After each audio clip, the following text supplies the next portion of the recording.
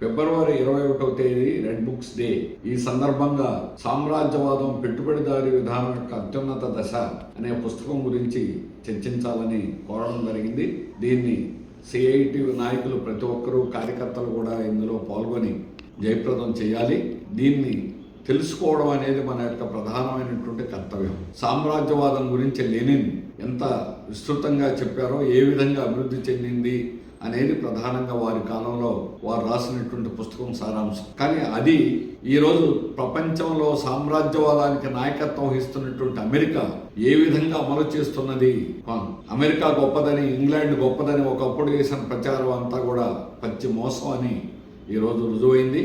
వారు వలస దేశాలు ఏర్పాటు చేసుకోవడానికి, వలస ఆర్థిక విధానాల్ని ఇప్పటికీ కూడా అమలు చేయడానికి చాలా ప్రయత్నాలు అనేటువంటి సాగుతున్నాయి. 60 దశకంలో 50 దశకంలో అదిగో సోషలిజం ఇదిగో సోషలిజం అని భారతదేశంలో ప్రచారం జరిగినటువంటి కాలం. కానీ 1990 తర్వాత రష్యాలో విప్లవం దెబ్బతిన్న తర్వాత, అలాగే యూరోప్ దేశాల్లో దెబ్బతిన్న తర్వాత ఈరోజు సామ్రాజ్యవాదం యొక్క ఆధిపత్యం అనేటువంటి తీవ్రంగా ఉన్నది.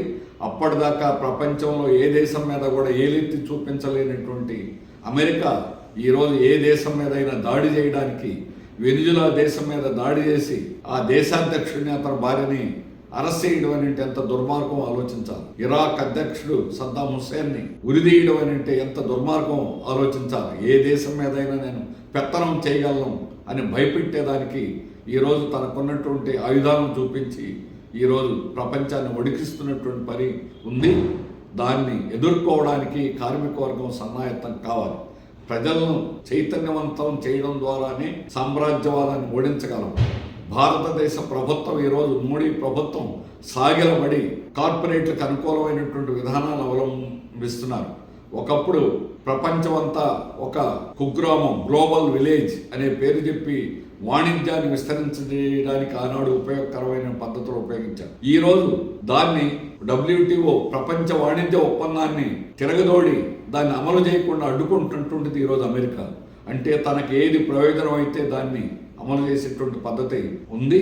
భారతదేశంలో అత్యంత బ్రహ్మాండంగా నడుస్తున్నటువంటి ఇన్సూరెన్స్ రంగంలో 100% ఫారెస్ట్ డైరెక్ట్ ఇన్వెస్ట్మెంట్ని పెట్టాల్సిన అవసరం ఏమిటి? కేవలం సామ్రాజ్యవాద దేశాల ఒత్తిడే. ఈరోజు మల్టీనేషనల్ కంపెనీలు ఈ దేశానికి వస్తే లాభాలన్నీ వాళ్ళు ఆర్జించుకొని లాభాలు తన్నుకుపోతున్నటువంటి విషయం కూడా మనకు తెలిసినా, భారతదేశంలో ఉన్న బడా పెట్టుబడిదారులు, కార్పొరేట్లు, అంతర్జాతీయ కార్పొరేట్లతో కొమ్మక్కై ఈ దేశ ప్రజానీకాన్ని, దేశ సంపదని దోచుకుంటున్నారు.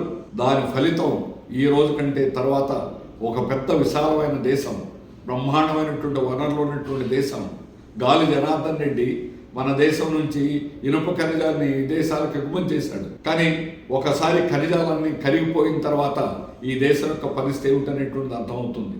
రేర్ మినరల్ వెల్త్ అని ఈరోజు వాటన్నింటినీ కూడా ప్రపంచంలో కార్పొరేట్లు కబళించేదానికి అవకాశాలు కల్పిస్తూ ఉన్నారు. సామ్రాజ్యవాదం ఈరోజు భారతదేశాన్ని గుప్పెట్లో పెట్టుకొని భారత వనరులు కాజేస్తూ ఉంది. కార్మిక వర్గాన్ని ఈరోజు తమకున్న హక్కుల్ని కూడా హరించేదానికి, లేబర్ కోడ్లు తీసుకురావడానికి ప్రధానంగా కార్పొరేట్లు, సామ్రాజ్యవాదం యొక్క ఒత్తిడి ప్రధానమైనటువంటి కారణం. సామ్రాజ్యవాదం ఉన్నంతకాలం ప్రపంచంలో శాంతి ఉండదు. సామ్రాజ్యవాదం ఉన్నంతకాలం ప్రపంచంలో దోపిడీ నిరాఘాటంగా కొనసాగుతుంది.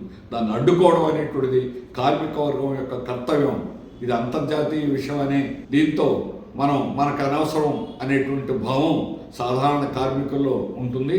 అన్నింటికంటే ప్రధానమైంది ఈరోజు సామ్రాజ్యవాదాన్ని ఓడించగలిగితే కార్మిక వర్గ హక్కులు ఆటోమేటిక్గానే కాపాడుకోవడం అనేటువంటి సాధ్యమవుతుంది.